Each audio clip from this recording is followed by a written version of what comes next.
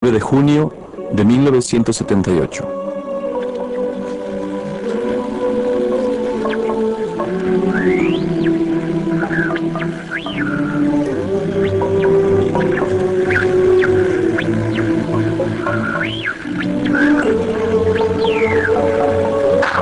Mediante un comunicado de prensa de la Iglesia de Jesucristo de los Santos de los Últimos Días de los Estados Unidos en Salt Lake City, Utah, el presidente de la Iglesia, Spencer W. Kimball, anunció a los miembros de todo el mundo que el sacerdocio se extenderá a todos los varones dignos y con el apoyo unánime de los 12 apóstoles de la Iglesia, la disposición entrará en vigor de inmediato.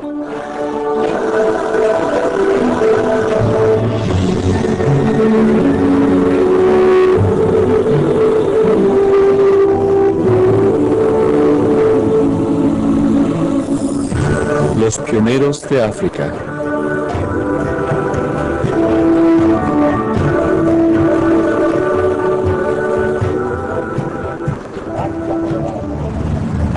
África es un continente de duros contrastes.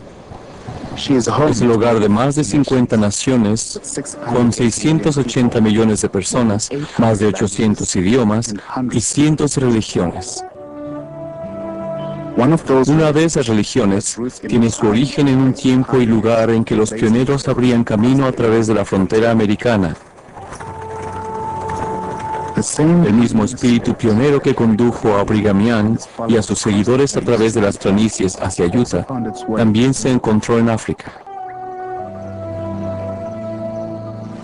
Así que siempre que pensamos en ellos, en los pioneros o leemos acerca de ellos, nos sentimos inspirados y muy colmados. Yo diría que caminamos siguiendo los pasos de los pioneros. Aprendimos mucho acerca de ellos y nos alentaron sus obras.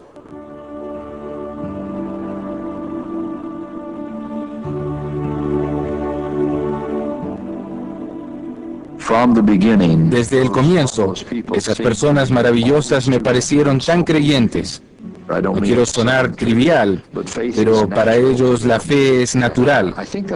Creo que mi impresión más temprana y persistente de África y de los africanos es la calidad de su fe, de su creencia, de su amor por las Escrituras y de la receptividad hacia todo lo que quisimos compartir.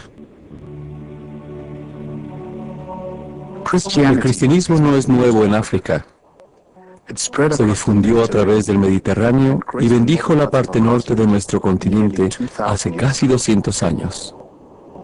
Más tarde, se difundió hacia el sur en alas del descubrimiento, en tanto que los exploradores europeos se embarcaban hacia nuevas rutas desconocidas y reclamaban nuevas tierras, primero en nombre de la Orden de Cristo y luego como conquistadores coloniales.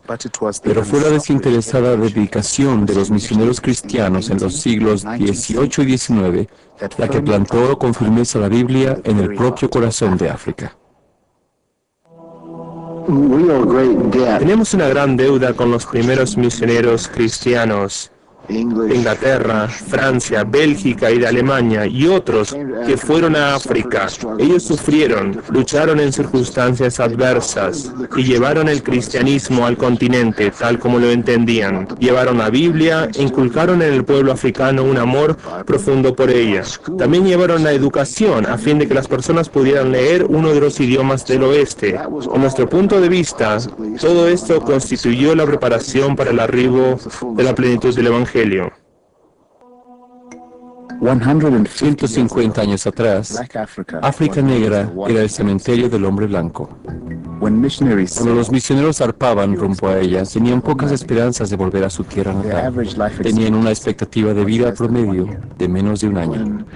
Cuando la iglesia anglicana enviaba misioneros a África, los mandaba solo con boletos de ida, ya que morían de malaria, fiebre amarilla, por lastimaduras infectadas, enfermedad del sueño o cualquier otra cosa, pero no vivían mucho. Por tanto, hay cientos de tumbas de hombres blancos esparcidas por toda la superficie de África Occidental. El cristianismo crece en África a razón de 15.000 nuevos conversos por día. constituyendo el éxito misional más grande de la historia de todos los tiempos.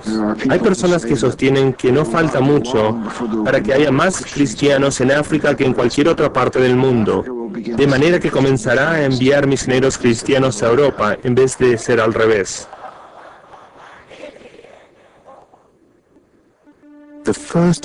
Los primeros misioneros de la Iglesia de Jesucristo de los Santos de los Últimos Días llegaron a la ciudad del Cabo en 1853.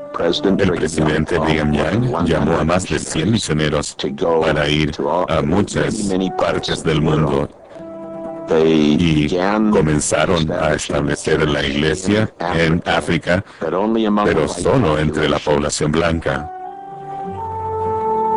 África presentaba una situación única para la Iglesia, dado que la autoridad del sacerdocio, que es clave para la administración de la Iglesia, estaba retenida para los miembros negros. Entonces, sin la dirección de dicho sacerdocio, la Iglesia no podía establecerse entre la población negra de África. Durante 125 años, la única presencia oficial de la Iglesia en el continente estaba en Sudáfrica. Aún en los años 50 y 60, los líderes de la iglesia en Salt Lake City recibían una curiosa variedad de cartas enviadas desde las naciones de África Negra. Las cartas requerían información y literatura de la iglesia, y muchas contenían peticiones de bautismo. Dichas cartas las escribían cristianos devotos, quienes habían obtenido un testimonio al leer el Libro de Mormón u otra literatura de la iglesia. Lo que comenzó como un goteo de solicitudes a comienzos de 1950 se transformó en un diluvio al final de la década. Durante ese tiempo se recibieron más cartas solicitando información acerca de la iglesia desde Ghana y Nigeria que las que se recibieron de todo el resto del mundo en conjunto. La iglesia respondió enviando literatura y aliento, pero no misioneros. Se les dijo: aún no es el tiempo, ustedes deben esperar. Mientras esperaban, estos valientes pioneros africanos compartieron su conocimiento y testimonio con otros. Se llamaron a sí mismos a misiones, abrieron librerías y organizaron congregaciones. Se informó que en 1960 había más de 60 congregaciones en Nigeria y Ghana, con cerca de 16,000 participantes, ninguno de los cuales estaba bautizado. El Señor siempre prepara a las personas antes de abrir las puertas para la obra, y fue evidente que hubo en Ghana y Nigeria un periodo de casi 20 años en que se produjeron múltiples contactos. Las personas entraban y salían, principalmente por negocios, no de la iglesia, sino negocios regulares. Los miembros que tenían contacto con estas personas les daban aliento, mientras que con el paso del tiempo, el Señor, mediante su Espíritu, preparaba a grupos de personas a fin de que estuvieran listos para recibir el Evangelio. Querían escuchar el Evangelio restaurado con desesperación. Probaron pedacitos del mismo, algunos a través de folletos misionales, o por tíos o primos que habían estudiado en Estados Unidos o Gran Bretaña, quienes habían escuchado algo acerca de la iglesia. Estaban ansiosos por escuchar, y una vez que lo hicieron, quisieron hacer algo al respecto, y fueron tan fieles con solo oírlo. Consciente de la necesidad de reconocimiento y apoyo que tenía el creciente rebaño de santos africanos, la iglesia pidió a Glenn G. Fisher, quien era presidente de la misión Sudáfrica, que visitara a algunos de los conversos no bautizados en el oeste de África. El presidente Fisher se reunió con varios grupos en Nigeria y reportó que la bienvenida que recibió fue digna de un rey. Uno de los grupos tenía más de 5,600 participantes. Su súplica era: queremos la iglesia verdadera. La intensidad de las súplicas provenientes de África continuaron incrementando, tal como se reflejaba en una carta escrita por un pastor de Nigeria, quien había realizado varias solicitudes previas de bautismo. Tengo que decir que mi corazón no descansará hasta que alcance mi objetivo de ser un miembro bautizado de la Iglesia de Jesucristo de los Santos de los Últimos Días y ser plenamente instruido en el Evangelio restaurado a través del profeta José Smith, a fin de predicar el Evangelio verdadero a mi pueblo y ganar corazones para mi Salvador, que de lo contrario perecerían en la oscuridad. Semejantes cartas recibieron mucha atención de parte de la sede de la iglesia en Salt Lake City, no solo por sus fervientes súplicas, sino también porque en los encabezados de las cartas se leía la Iglesia de Jesucristo de los Santos de los Últimos Días, rama Nigeria, aun cuando la iglesia todavía no tenía organizada una rama oficial en Nigeria. Con respecto a la experiencia africana, es probable que fuera el único lugar en el mundo donde ya había grupos de personas llamándose a sí mismas con nuestro nombre, con el deseo de unirse a nosotros en un gran número, antes de que se abrieran las puertas para proclamarles el Evangelio. En 1961, el presidente David O. McKay envió a Lamar Williams por un mes para establecer una misión en Nigeria. El hermano Williams no estaba preparado para lo que encontró al arribar a África. En el aeropuerto lo sorprendieron 10 pastores que lo esperaban, con quienes él se había contactado, y se vio más sorprendido aún porque los 10 pastores no se conocían entre sí. Ellos encontraron la iglesia en forma independiente y organizaron sus propias congregaciones, separadas unas de las otras. Él dirigió la primera reunión oficial de la iglesia en África Negra, en una choza de adobe en Nigeria, un 22 de octubre de 1961. Nadie llegó en auto y muchos, incluso 8 madres con sus pequeños hijos, comenzaron su día a las 4 de la mañana y caminaron más de 40 kilómetros para asistir a la reunión. Después de 2 horas de enseñarles, el hermano William se preparó para concluir. Él escribió: Estaba tan caluroso como en un incendio, mi traje escurría humedad. Cuando cedí otra vez la palabra al pastor, sentí un murmullo que venía de la congregación y el pastor me dijo, ¿no quieren irse a casa? Entonces, y por 3 horas, estas personas permanecieron testificando de la veracidad de la iglesia y de cómo creyeron en los profetas. No podía creer lo que oía. Un anciano me dijo, usted se preguntará si somos sinceros. Hermano Williams, soy un viejo, estoy enfermo. Caminé más de 25 kilómetros esta mañana para verlo y escuchar lo que usted tenía para decir. Yo soy sincero, o no estaría aquí. No he visto al presidente McKay. Tampoco he visto a Dios, pero lo he visto a usted y lo hago responsable de decirle en forma personal al presidente McKay que yo soy sincero. El hermano Williams informó que creía que miles de personas en el África Negra estaban listas para el bautismo. 3 meses más tarde, él y su esposa fueron llamados en forma oficial a presidir la primera misión santo de los últimos días en África Negra. Pero casi de inmediato surgieron problemas, ya que el gobierno nigeriano se negó a expedir las visas necesarias. Después de 4 años de esfuerzos diligentes, el hermano Williams fue a la embajada de Nigeria esperando por fin obtener las visas. Pero mientras estaba en la embajada, recibió un telegrama de los líderes de la iglesia, el cual decía, suspenda las negociaciones en Nigeria y retorne a casa de inmediato. Conmocionado y confuso, el hermano Williams, obediente, retornó a los Estados Unidos. Se le dijo, nosotros no sabíamos por qué le pedimos volver a casa. Solo sabíamos que era urgente, había una razón y ya la conoceremos. Solo 3 semanas más tarde, la más devastadora guerra civil que vivió África estalló en Nigeria. La mayor devastación se produjo en las áreas donde estaban concentrados los santos africanos. Mataron a 2 embajadores a pocos pasos de donde estaba el hermano Williams cuando recibió el telegrama para que retornara a casa.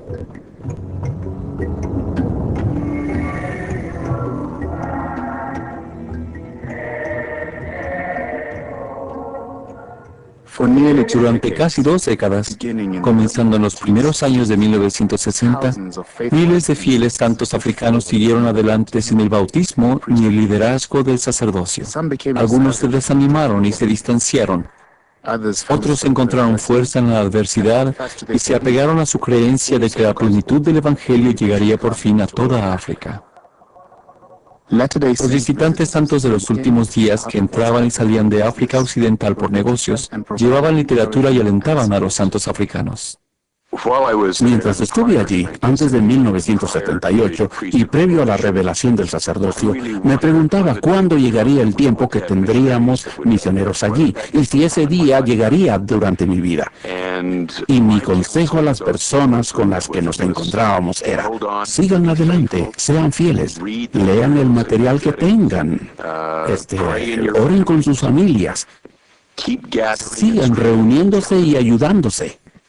Pero aparte de eso, no sé más que decirles.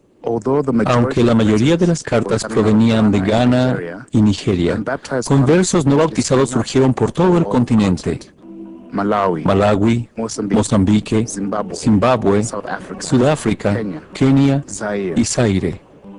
La historia de cada conversión era única, pero en la mayoría, el libro de Mormón era el factor común.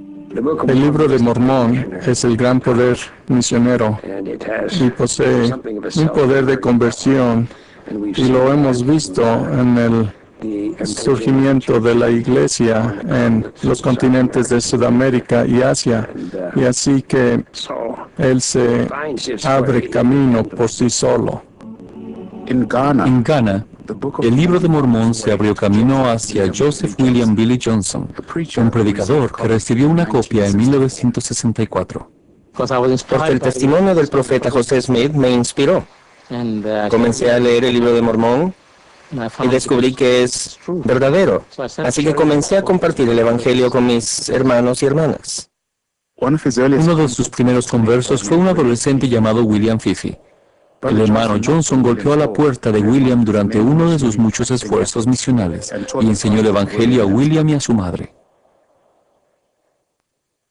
Cuando el joven asistió por primera vez a las reuniones del hermano Johnson, solo tenían unas pocas copias del libro de Mormón para compartir entre todos. Nos aseguraba que distribuiría el libro de Mormón a cada miembro para que, después de llevárselo, debía devolverlo tan pronto como fuera posible. Él daba tan solo un día, 2 horas, o 4 horas. Antes de leer el libro, él charlaba un poco con usted acerca del mismo. ¿Se acordará de leer primero Moroni 10, 4 y 5? Él dijo: Fifi, ¿te acordarás de leer Moroni 10, 4, 5? Y respondí: hermano Johnson, ¿dónde puedo encontrar Moroni? Está en el libro. De manera que abrió la página en el capítulo 10, versículo 4, 5, y nos dijo: vayan a casa y léanlo, considérenlo en el corazón, pregunten a Dios si el Evangelio, las enseñanzas y el libro son la verdad.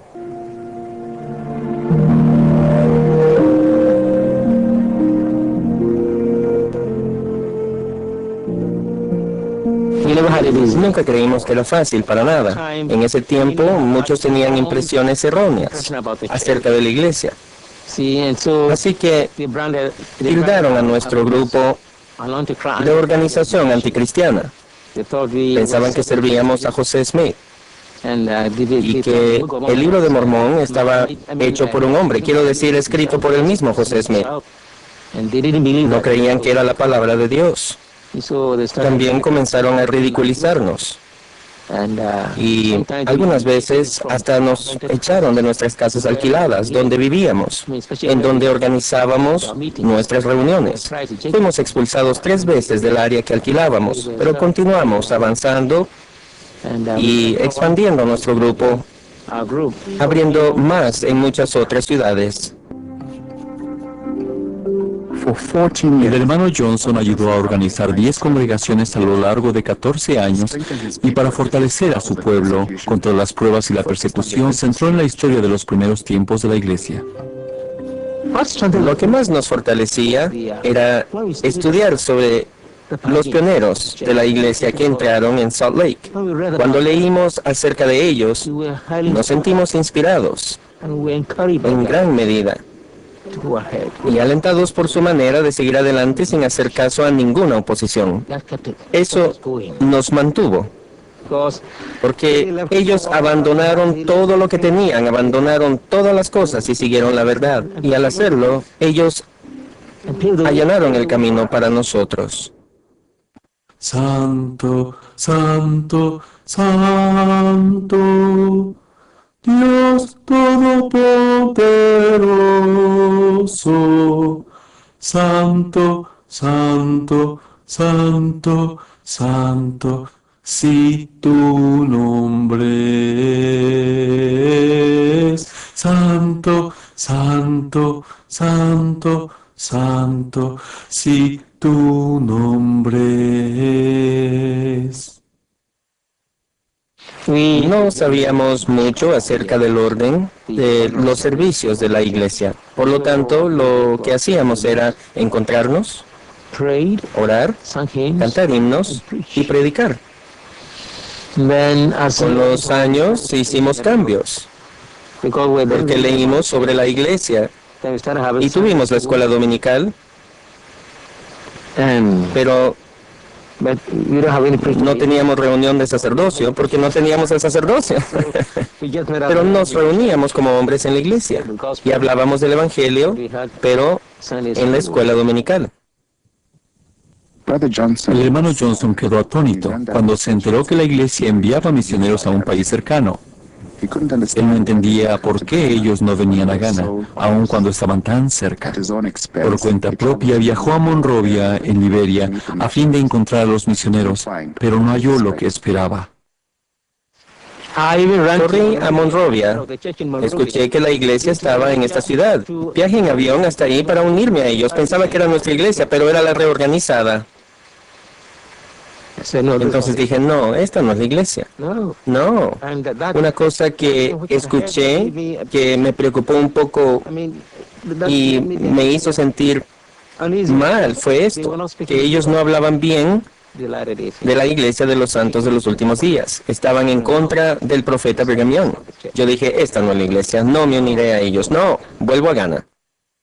Antes de irse, el hermano Johnson pidió permiso para predicar a la congregación.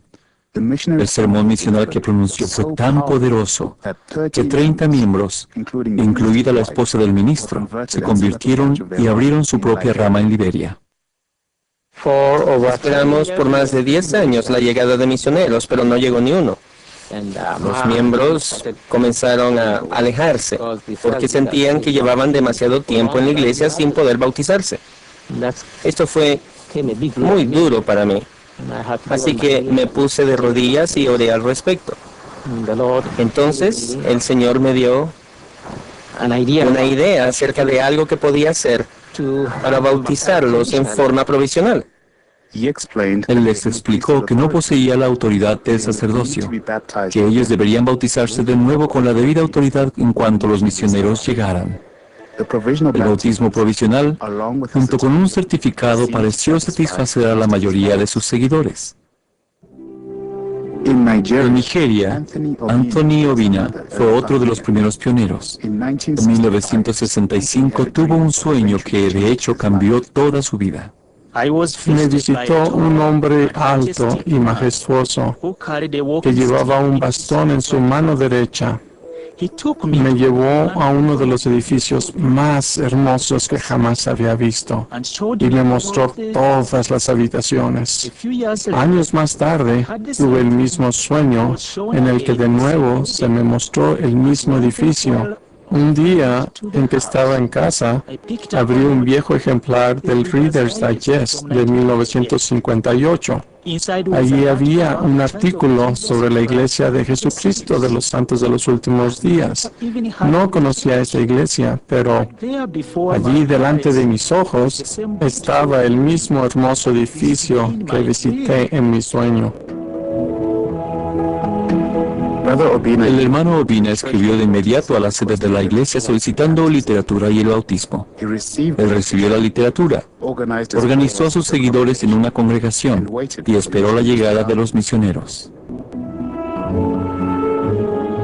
En 1973 se sostuvo a Spencer W. Kimball como presidente de la Iglesia de Jesucristo de los Santos de los Últimos Días. El elder James E. Faust sirvió como presidente de la Misión Internacional, la cual incluía varias áreas del mundo, incluyendo África. Aún llegaban torrentes de cartas provenientes de Ghana y de Nigeria. Como presidente de la Misión Internacional recibía montones de cartas de las personas de África, de organizaciones en África, de la Iglesia de Jesucristo de los Santos de los Últimos Días en África, insistiendo en que enviáramos misioneros. De tanto en tanto informamos a la primera presidencia sobre esa situación y un día, cuando realizaba un informe, organicé un montón de cartas recibidas ese mes de África Negra, en la que se nos insistía que abriéramos la obra allá. Encontré la carta de un muchachito que decía que la esperanza y el deseo más grande de su vida era sentarse en el tabernáculo y escuchar el gran órgano. Y coloqué esa carta encima de todas las demás. Y cuando me reuní con la primera presidencia, el presidente Kimball dijo, ¿quisiera leer alguna de esas cartas? Y tomé la de encima. La leí y vi como una lágrima rodó por la mejilla del presidente Romney. Entonces, supe que iríamos a África. La situación africana abrumaba sobremanera al presidente Kimball. Él pasó muchas horas en las habitaciones superiores del templo, orando al Señor por esas personas sinceras que de forma desesperada deseaban la plenitud del Evangelio. Por supuesto, muchas revelaciones se recibieron como respuesta a un problema o a una situación que requería ayuda. Así que, por lo tanto, el profeta acudió al Señor con insistencia. Fue al templo varias veces por su cuenta. En junio de 1978, en la reunión de todos los jueves, con la primera presidencia y el Consejo de los 12, hablamos de ello.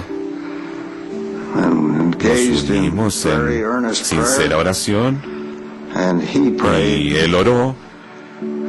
Allí se recibió no una manifestación tal como una voz o una visión. Sin embargo, algo comunicó a nuestros corazones que el tiempo había llegado, que era el momento oportuno para que el sacerdocio estuviera al alcance de todos los hombres dignos en todo el mundo. Yo estuve allí, participé de esa reunión. Para mí fue una ocasión maravillosa y solemne, y creo que también lo fue para mis hermanos. Las noticias sobre la revelación se difundieron a través del mundo, y muchos recuerdan dónde estaban cuando oyeron el histórico anuncio. Recuerdo que estallé en llanto y que comencé a sollozar. Era algo que todos ya esperábamos, que soñábamos, por lo que habíamos orado y que esperábamos. Recuerdo que las lágrimas comenzaron a correr por mi rostro cuando pensé en todos los amigos que tenía en África, muchos de los cuales querían ser miembros de la iglesia. Me pregunté cómo lo haría. No tenía idea cómo sucedería esto, pero sabía que era un nuevo día para nuestros amigos en África. Una noche, después del trabajo, en lugar de dormir, dije no, voy a sintonizar la BBC para escuchar las noticias inglesas. Hacía mucho que no sintonizaba la BBC, pero ese día no sé qué me impulsó a hacerlo. Era cerca de la medianoche cuando escuché: el presidente de la iglesia, Spencer W. Kimball, anunció a los miembros de todo el mundo que el sacerdocio se extenderá a todos los varones dignos, y con el apoyo unánime de los 12 apóstoles de la iglesia, la disposición entrará en vigor de inmediato. Fue un gran día. Oh, me regocijé ese día, en el que las puertas se abrieron para que recibiéramos la iglesia en nuestra tierra. Cuando se recibió la revelación, el presidente Dale Barron presidía la misión Sudáfrica Johannesburgo, que fue la única misión santo de los últimos días en el continente africano durante 125 años. No puedo describir la emoción y lo que sentí al estar en el continente donde esa revelación tendría su impacto más grande que cualquier otro lugar sobre la tierra. Al escuchar las noticias, los pensamientos del presidente LeBaron se dirigieron a un hombre notable llamado Moses Malongo. Moses Malongo era una persona extraordinaria, bien educada, hablaba 9 idiomas, y además de eso poseía un gran valor. Moses era un pastor cristiano. En 1960 encontró una copia del Libro de Mormón con parte de la página de la portada rota. Por lo tanto, durante muchos años no tuvo idea de cuál era la iglesia que lo había publicado. Todo lo que sabía era que el libro contenía respuestas a muchas de sus preguntas y creía que era verdadero como la Biblia. A menudo lo utilizaba en sus sermones y en discusiones con otros pastores. A veces tenían discusiones bastante acaloradas sobre cosas tales como cuál era la forma de bautizarnos. Deberíamos bautizar a los niños pequeños y cuál debería ser el nombre de la iglesia. Cuando surgían estos problemas, él les enseñaba con el Libro de Mormón aquello que ellos deberían hacer. En ese tiempo, las leyes gubernamentales de Sudáfrica exigían militarmente la separación estricta entre los ciudadanos negros y blancos. La iglesia no podía predicar entre la población negra de Sudáfrica, a pesar de que la iglesia estaba establecida allí debido al apartheid. Esto representó un gran desafío para la iglesia, porque si violábamos esa ley, la iglesia podía ser expulsada del país. La revelación sobre el sacerdocio de 1978 permitió que las personas negras de Sudáfrica se bautizaran, recibieran el sacerdocio y presidieran sobre sus propias congregaciones. Nunca olvidaré cuando se recibió esa revelación. Una de las primeras personas en las que pensé fue Moses, pero no sabía cómo localizarlo. No tenía teléfono. Él vivía en Soweto, cerca de Johannesburgo. Sin embargo, no pasó mucho tiempo antes de que me telefonearan y yo le pregunté: Moses, ¿dónde está? Él respondió: aquí, estoy en la capilla. Le dije: espere allí, tengo que hablar con usted. Y fui muy rápido. Como la capilla tiene escalones en la entrada principal, lo subí corriendo. Él salió y nos abrazamos. Y fue un encuentro muy emocionante para los dos. Le pregunté: Moses, ¿desea ser bautizado? Las lágrimas corrían por sus mejillas y respondió: esperé durante 14 años. Y entramos en una habitación donde realicé la entrevista bautismal. Fue diferente a cualquiera que hubiera tenido antes, no por las respuestas, sino por el espíritu que se sintió allí. Cada vez que le pregunté si viviría estos mandamientos, él respondió: lo he hecho durante 14 años, guardé esos mandamientos durante 14 años. Y para mí fue una experiencia en la que aprendí humildad, en tanto sentí que estaba en presencia de un alma grande y maravillosa.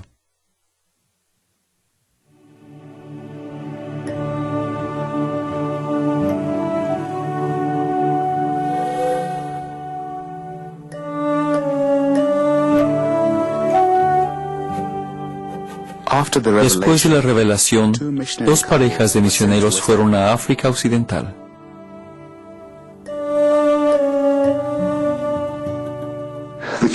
Los Cannons, Ted y Jeanette, y los Maybe, Ren Maybe y su esposa, fueron los grandes pioneros de la iglesia en esa parte de África. Ellos son famosos en África Occidental y merecen serlo, porque después de recibida la revelación, fueron a establecer la iglesia. Fue una mañana temprano cuando escuché a mi gente llamándome. Tiene 4 visitantes de América. Salí y los encontré. Fue un gran día. Es más, fue un gran día porque era una de las cosas por las que oramos durante años. Cuando arribamos a Ghana, el presidente Johnson nos comunicó que tenía cerca de 2,000 personas interesadas en la iglesia y que a algunas de ellas las había organizado en ramas y tenía líderes llamados para guiarlos, aun cuando no eran miembros de la iglesia. Cuando los misioneros arribaron, encontraron ya en el lugar mucho de la organización de la iglesia. Años antes, los conversos no bautizados tomaron la iniciativa de registrar la iglesia de manera oficial ante los gobiernos tanto de Nigeria como de Ghana. Por toda África Occidental, grandes grupos se reunían para que se les enseñara y bautizara.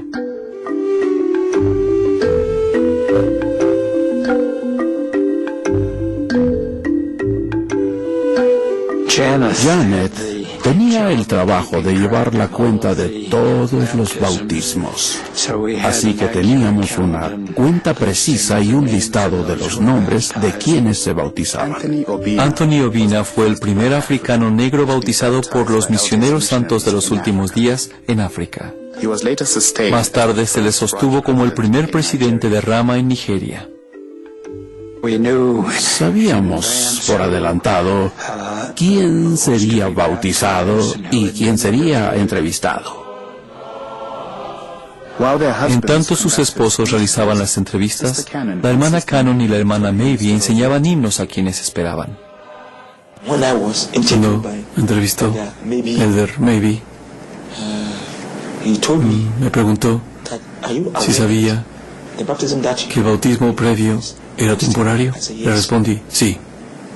El hermano Johnson me dijo, antes de bautizarme, ¿está casado? Dije, no. Por el momento no estaba casado. ¿Bebe alcohol? Respondí, no. ¿Usted fuma? No fumo. Luego me preguntó, ¿está listo para bautizarse? Sí, estoy listo, porque le dije, he estado esperando por mucho tiempo. Él dijo, lo hará mañana. Soy un hijo de Dios. Él me envió aquí. Me ha dado un hogar y padres buenos para mí.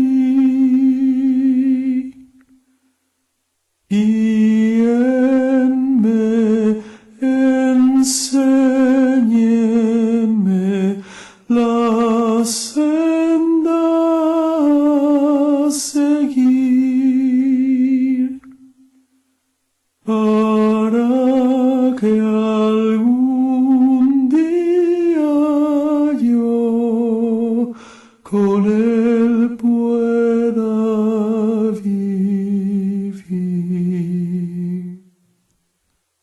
Soy un hijo de Dios, me deben ayudar a entender su voluntad. No puedo demorar.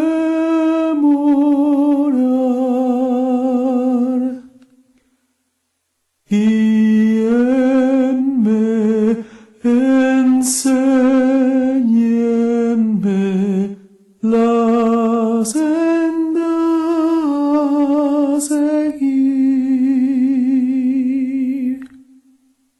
para que algún día yo con él pueda vivir.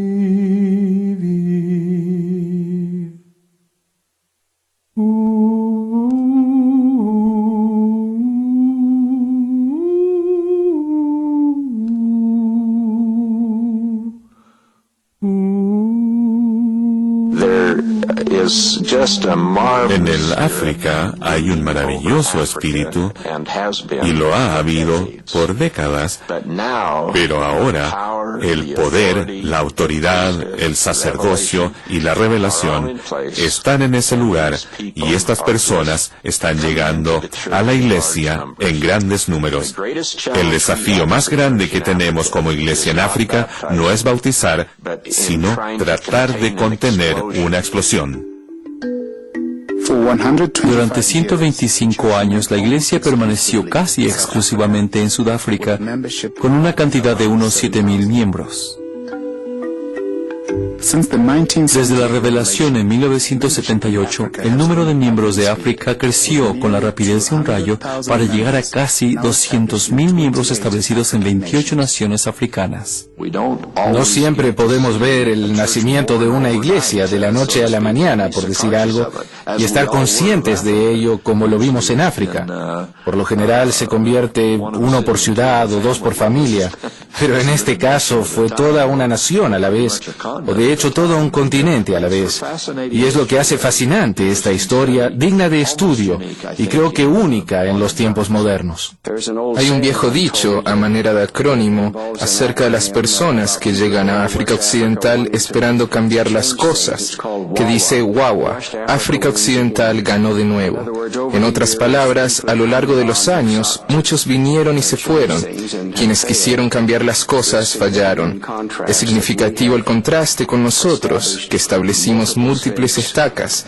Las personas comprenden el rol de la familia y se adaptan tan bien a todas las cosas que son parte de la vida en el reino que, en efecto, esa transformación es más importante que el crecimiento numérico. La fe y la dedicación de los miembros se reconoce no solo en África Occidental, sino también en todo el continente. Recuerdo que en Zaire y en otros países de África hubieron personas de la audiencia que se arrojaban a mis pies y haciéndose de mis piernas decían: no puedo ir a casa hasta que usted venga a mi villa y nos enseñe el Evangelio, así podemos unirnos a la iglesia. Así de fieles son. Las estadísticas de la iglesia en África son impresionantes. Aproximadamente el 40% de los bautismos son varones adultos, y de ellos cerca de 80% reciben el sacerdocio de Melquisedec un año después. Muchas reuniones sacramentales en África Occidental y Central tienen del 60 al 90% de asistencia. En los Estados Unidos nunca participé en conferencias de estaca donde hubiera el 60, el 90 y en un caso el 110% de asistencia. Y ello a pesar de que tenían que caminar, usar motocicletas y realizar sacrificios para estar allí. Ellos se transformaron en expertos en las Escrituras. Muchas de las personas, cuando las bautizamos, ya conocían sus Biblias muy bien. Un año después del bautismo eran expertas, no solo en la Biblia, sino en todas las Escrituras, lo que les da una tremenda fortaleza espiritual.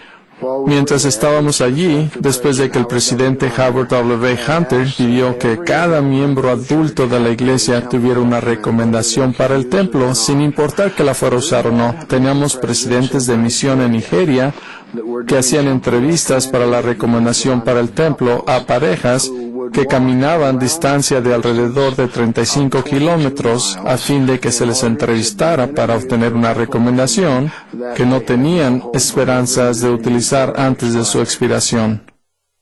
En un esfuerzo por preservar las historias de los primeros pioneros africanos, Dale Barron reunió más de 700 historias orales en entrevistas realizadas en 20 naciones africanas. Cuando entrevisté a muchas de esas personas que esperaron por muchos años antes de que la iglesia llegara a ellos, les pregunté, ¿se enojó con Dios por no responder sus oraciones antes?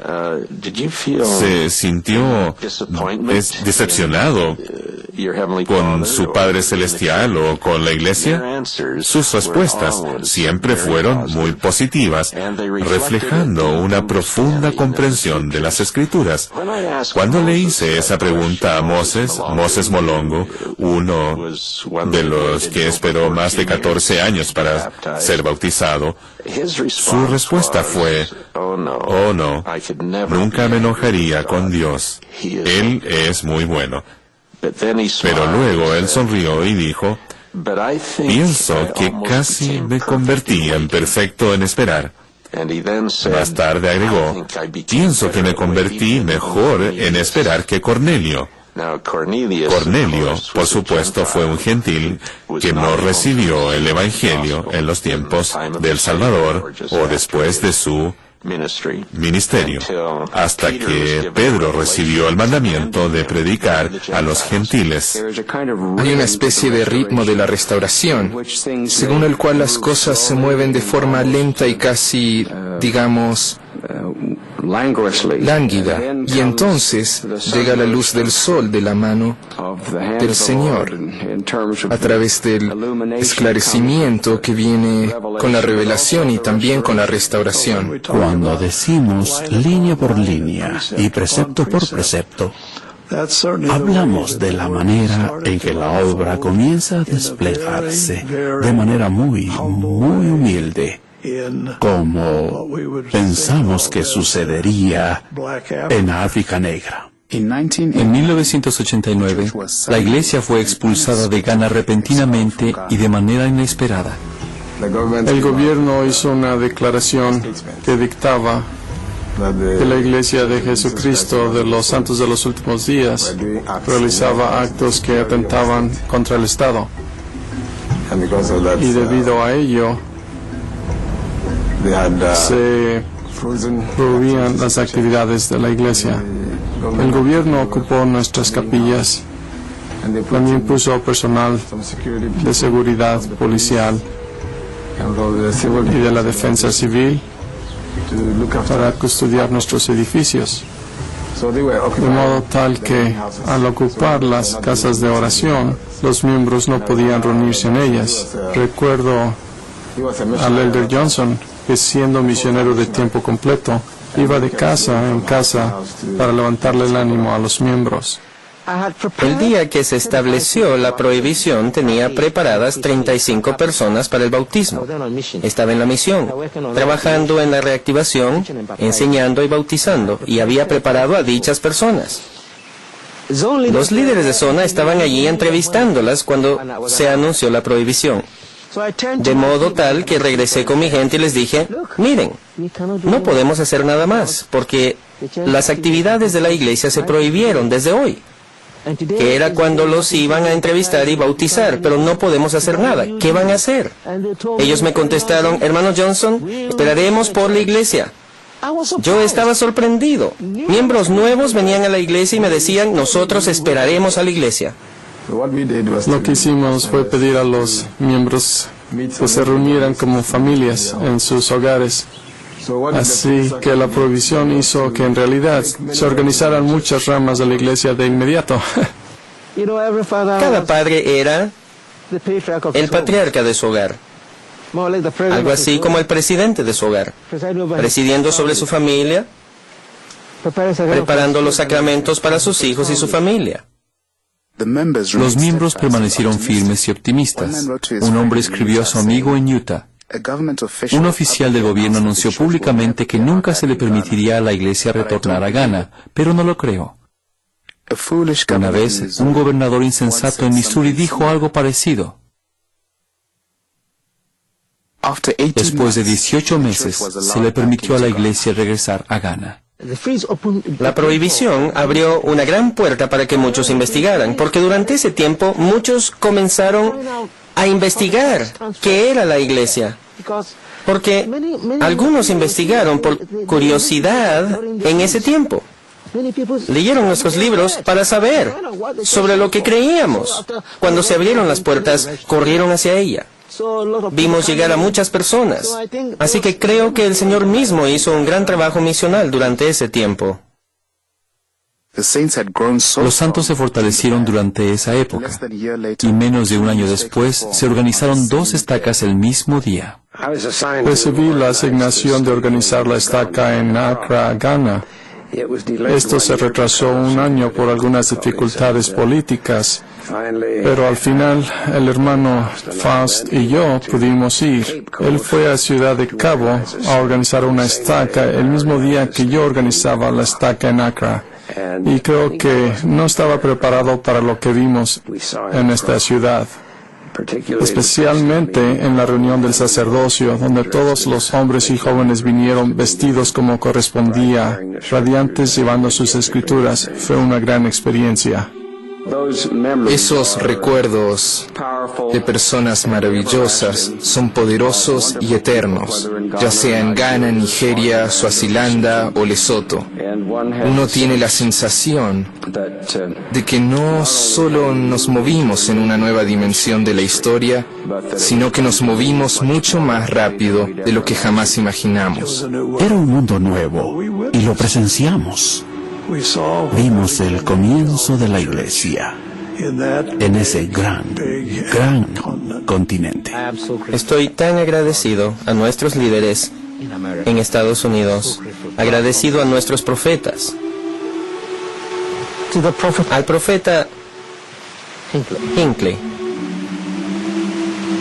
quien dirige la iglesia en la actualidad, a sus consejeros y a los 12 apóstoles, a los 70 y a todos los misioneros que trabajan alrededor del globo.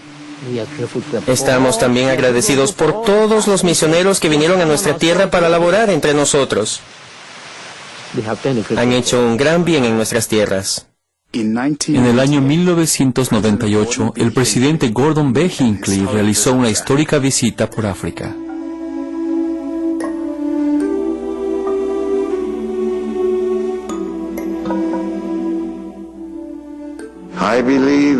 Creo que todos somos hijos e hijas de Dios y que todos tenemos derechos a sus bendiciones, que responden a la misma doctrina y a las mismas enseñanzas y actividades de la Iglesia. A donde quiera que vamos, encontramos la misma respuesta. La que vi en África fue alentadora y maravillosa de presenciar. Sí que lo fue. Los ojos se me llenaron de lágrimas al ver la fe de estas personas tan buenas. Solo puedo vislumbrar un futuro de crecimiento. Tengo toda la confianza, toda la esperanza y una fe segura, sin ninguna duda, que esta obra crecerá hasta llenar la tierra.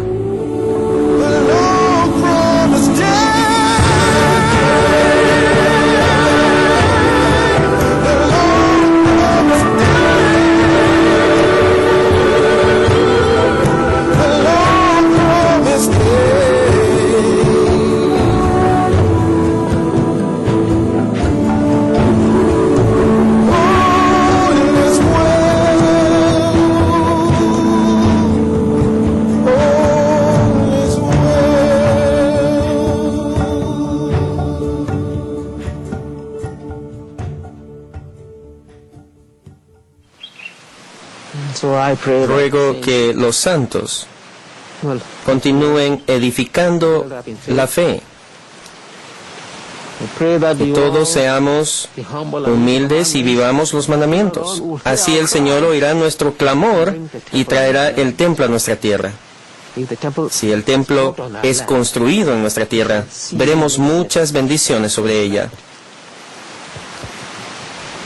Porque recuerdo que el Señor me dijo, Johnson, si difundes mi mensaje, si enseñas mi mensaje a tus hermanos, si envías mi mensaje a tus hermanos, te bendeciré y bendeciré tu tierra. Está sucediendo. El Señor bendice esta tierra. Si nosotros hacemos el bien, sé que el Señor nos concederá un templo aquí. Si hacemos el bien, lo siento aquí. Si continuamos con las buenas obras que hacemos en la actualidad, el Señor nos concederá un templo en nuestra tierra, porque Él me lo reveló. El templo de Accra, Ghana, comenzó a construirse el 16 de noviembre de 2001. Otro templo está en construcción en Aba, Nigeria.